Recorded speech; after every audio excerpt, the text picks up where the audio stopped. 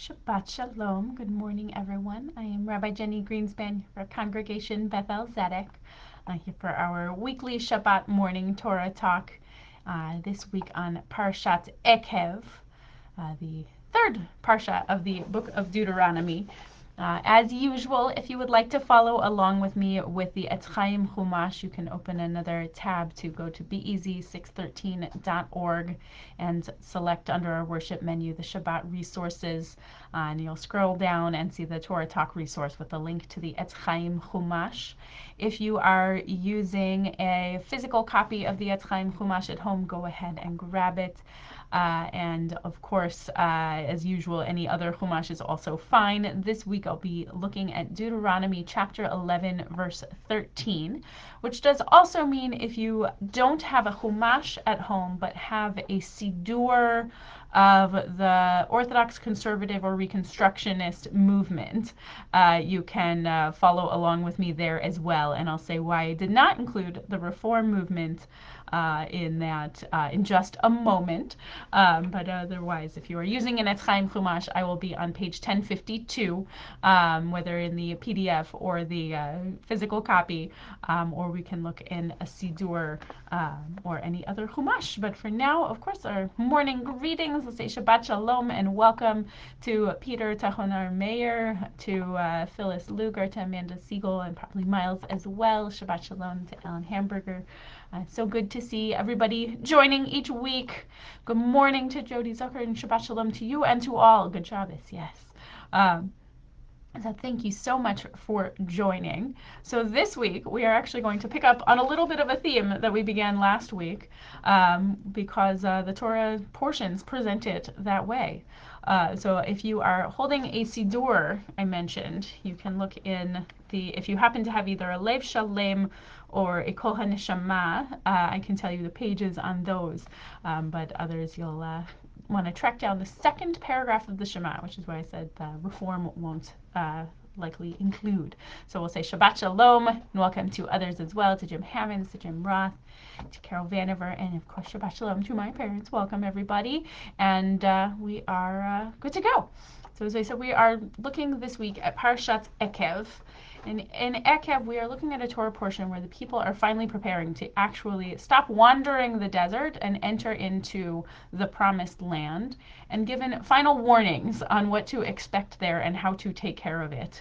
And in this portion, we have a section that is often referred to as the second paragraph of the Shema, though clearly it is not what immediately follows the Ve'ahavta in the Torah portion. So last week we looked at the Ve'ahavta, what is usually in our liturgy the first paragraph of the Shema, and this week we'll look at what is liturgically included as the second paragraph of the Shema. And let's first look at it together, and I'll share a little about it and think a little bit about how we can still integrate and think about these verses in our modern days. So I'm in Deuteronomy chapter 11, verse 13. If you are following in an Etz Chaim Chumash, I'm on page 1052. If you are looking at a Lev Shalem Siddur, I'm on page 156. If you are looking at a Kol HaNeshama Siddur, I'm on page 68. Any of those will work. And if you wanted to follow, you may in fact be able to look at a couple of different translations if you have a few of those available to you. We can actually download all three of those PDFs from our website if you're interested in going deeper in a little bit. But I will start with the translation as presented in the Etz Chaim Chumash on page 1052, Deuteronomy chapter 11, verse 13. If then you obey the commandments that I enjoin upon you this day, loving Adonai your God and serving God with all your heart and soul, I will grant the rain for your land in season, the early rain and the late. You shall gather in your new grain and wine and oil. I will also provide grass in the fields for your cattle, and thus you shall eat your fill. Take care not to be lured away to serve other gods and bow to them, for Adonai's anger will flare up against you, and God will shut up the skies so that there will be no rain, and the ground will not yield its produce. And you will soon perish from the good land that Adonai is assigning to you.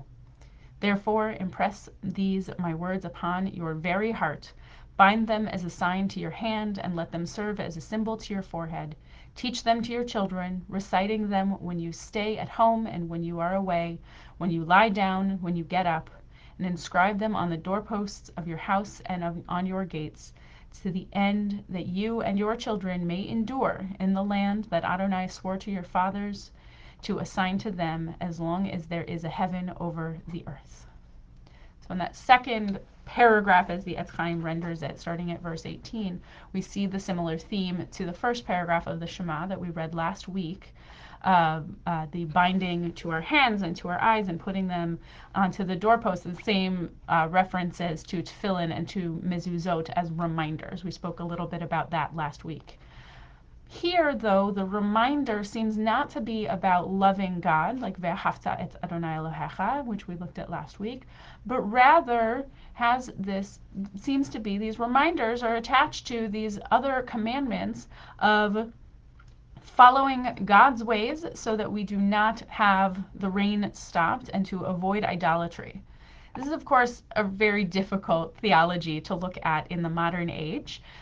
We don't tend to agree with the fact with theology that suggests if you follow the commandments, you will have good rain and your life will go perfectly well. And if you don't, then the rains will be stopped and you won't get enough to eat and enough to drink. We tend to shy away from that theology in the modern world, and it's why I suggested if you happen to have a Siddur handy and wanted to follow along, that you probably won't find it in the Reform Siddur. Many of the Reform movement have chosen to remove this paragraph from the Shema because it doesn't fit in a modern theology for many. And you'll notice if you look at the Kol HaNeshama, the reconstruction of Siddur, it's listed as biblical selection number 2. There's another selection that's offered in its stead. If you look at a conservative or an Orthodox Siddur, you'll still see this paragraph present, as it is the traditional liturgical second paragraph of the Shema. So I want to give us a moment to look at it a little more deeply and see if we can't redeem it a little bit and think about it a little more deeply than simply follow commandments, get reward, especially because we know that that generally doesn't seem to work. There are plenty of times where we as good people have bad experiences and experience hardship and suffering, and we see people who don't follow all of God's commandments carefully who do receive reward. And we know that this isn't as simple as that. So I want us to think about maybe it's not a warning of if you don't follow God's commandments, God will punish you. I want to look at it from a perspective of my teacher, Rabbi Brad Artson, often shares a Jewish process theology teachings, coming also informed by Alfred North Whitehead, and thinking about God not as an outside judge, but actually infused in the very fabric of creation, constantly luring each thing to be its best. Warning is not that if you do not follow God's commandment, God will punish you. It is simply if you do not follow the suggestions of how to care for the land given to you by the creator of that land, it's not going to work properly. And we'll point out one big difference between the second paragraph of this section and the first paragraph of the Shema, the Ve'ahavta, where we have the repeated listing of the reminders, and this one we are written in the plural. The verses are written in the plural. V'shamtem et divrei ha'ela alavavchem. Those are the plural you rather than the singular you. The commentary offered here in the Etz Chaim Chumash points out that this is in the plural.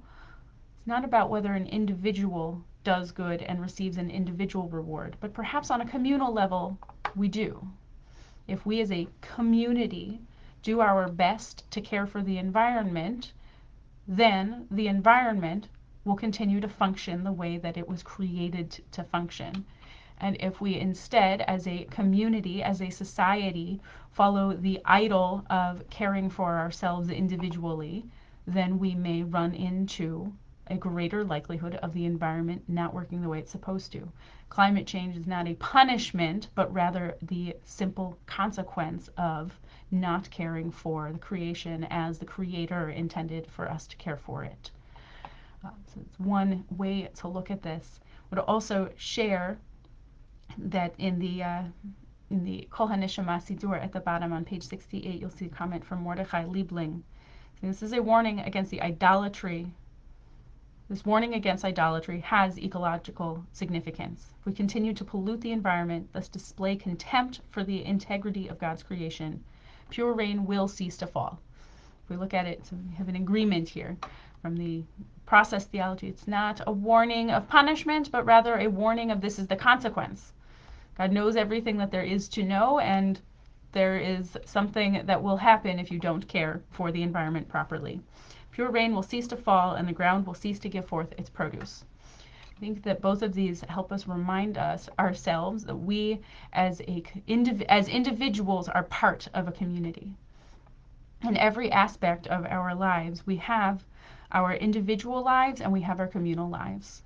That we must, as individuals, think also about what is needed on the communal level. In the American context, we often think about our individual rights, but we must always remember, we are given the reminder from this paragraph, that we must always remember that our individual rights, our civil rights, come with communal and civil responsibilities. That our individual right to purchase more disposable than reusable is an individual right and may have social and greater communal consequences. We have an individual right to choose whether or not to be vaccinated against the pandemic that is raising, and there are going to be communal and societal consequences based on the number of individuals choosing to take that individual movement forward or not.